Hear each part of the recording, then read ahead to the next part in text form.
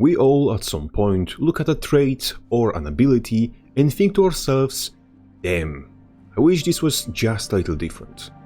And I had this feeling uncomfortably often as of late, digging through Warrior's Toolkit for the 100th time. There's just so much stuff in here that's a literal step away from greatness. I genuinely cannot wrap my head around the fact that nothing is being done about it. Almost as if people balancing this game are functioning members of the society who have jobs they have to do and lives outside of their jobs and can just spend their precious time build crafting a scuffed class in a half-dead mode of underappreciated 12-year-old MMO. Well, I do. And I have some ideas to how Warrior could be improved going forward. I call this thing wishlist, but I do not believe arena nerds are watching my content. Neither do I want to put any pressure on any of them if they do so. After all, where's two people, there are three opinions, and you or anyone else may disagree with my ideas or have ones I never would have thought about. I just felt like getting all these ideas out of my head and putting them into the ether, where they may potentially do something good for the world, even if that good is as little as giving someone a solid chuckle or two. I also excluded weapon reworks and similar bigger systemic changes, focusing on what can be done within the ramification of one trait/ability, to not make things too convoluted, and not to drive myself insane with explaining the purpose behind every single change. So without further ado, here is my wishlist of changes for Warrior in 2025. First and foremost, I want cooldowns of Core and Primal Burst to be separated from each other. Currently, if you use your Core Burst, then use some adrenaline generating utility, then immediately rage, you end up with your burst on cooldown. This essentially means that if you have full adrenaline and utility such as Fury Signet available, trying to optimize their usage leads pretty much to nowhere, cutting into skill expression of the spec. Similarly, if you burst right before your rage ends, your Core Burst ends up on the same percentage of its cooldown as your Primal Burst was when your rage ended.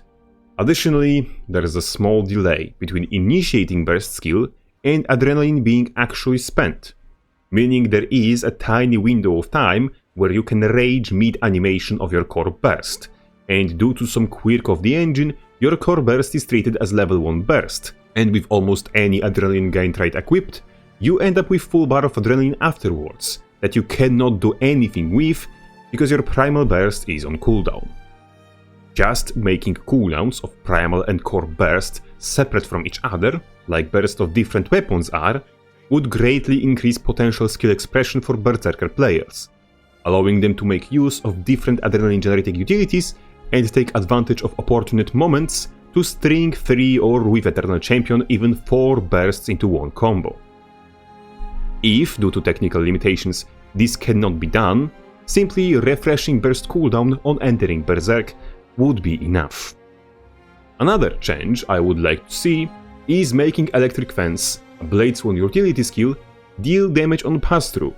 Currently the fence itself is only valuable as projectile denial, and because it has one less ammunition than old Bulletproof Barrier, it is worse in the same regard. Moreover, Electric Fence lacks any significant way it could help against getting rushed by a melee spec, especially those with ample access to cleanse or resistance. If we add damage on pass-through of Electric Fence, not only does it become more of a threat to the enemy, and finally melee opponents would have to actually acknowledge its presence, but also it would become an asset to the Bladesworn himself, potentially using staff pull or other CC at his behalf to force enemy through the barrier for immediate damage payoff.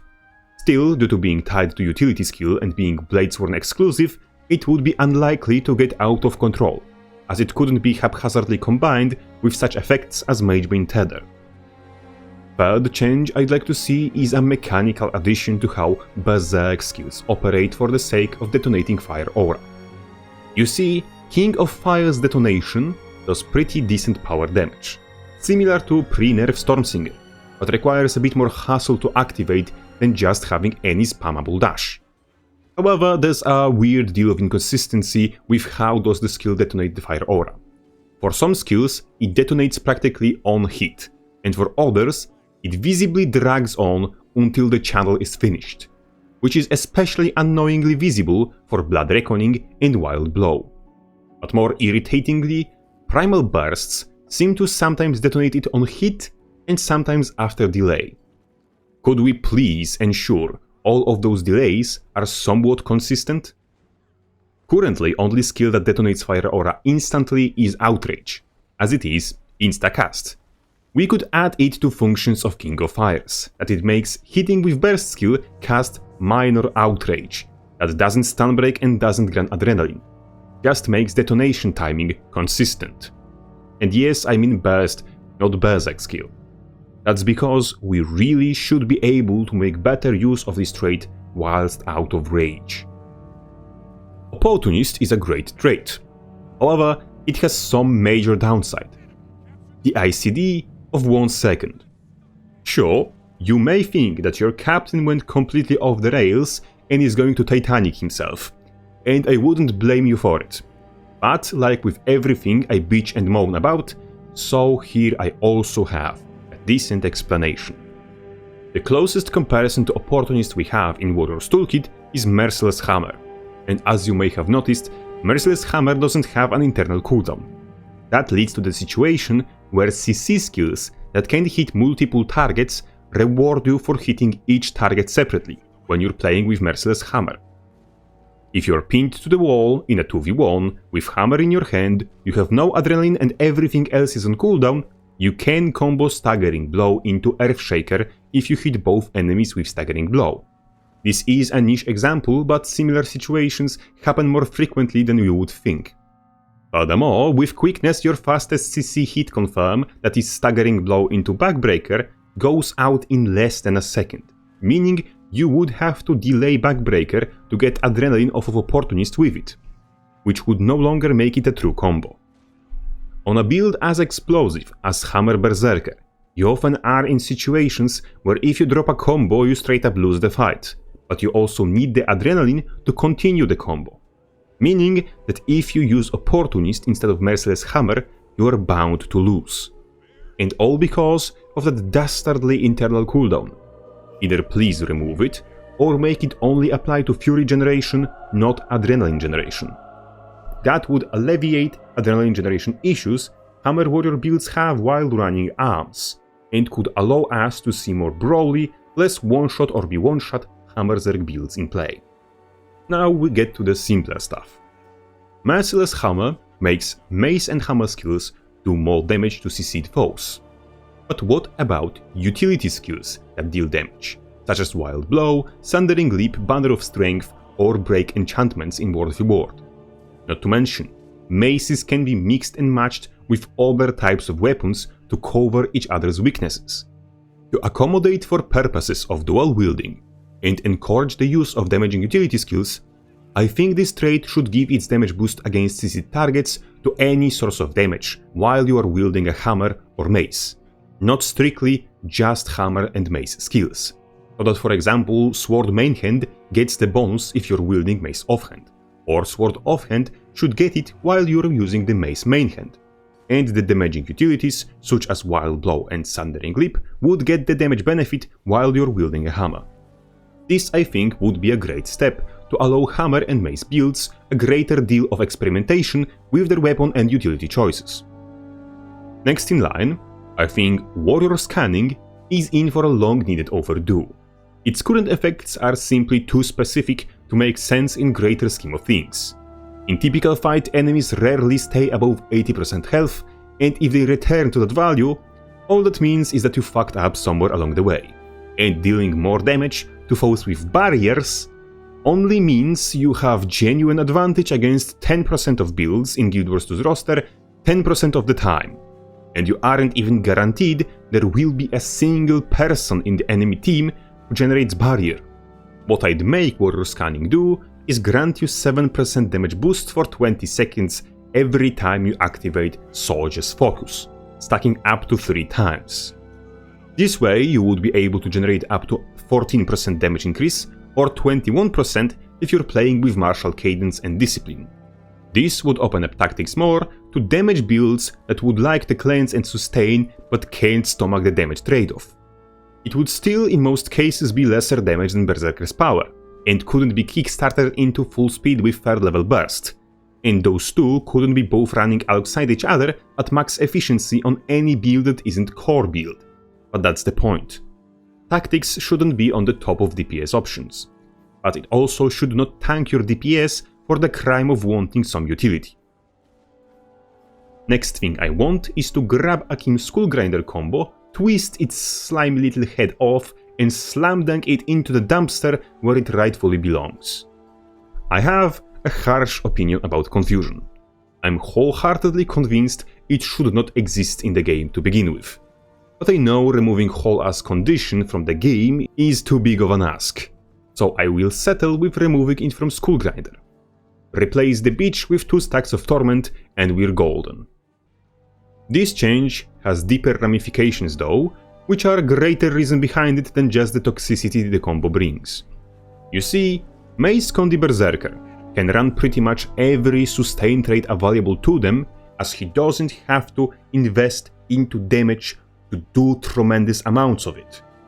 Removing the damaging burst combo from Condi Berserker's design will force him to invest into damage traits to be able to reliably kill people, and therefore will make the difference in survivability between power and Condi variants of a Berserker significantly lesser, because Condi wouldn't be able to run full bunker and still one-shot people. Speaking of Condi builds and investing into damage, Condi warrior builds have it a little bit difficult finding good damage traits to invest into, as Condi traits are scarce and a bit shitty if you ask me.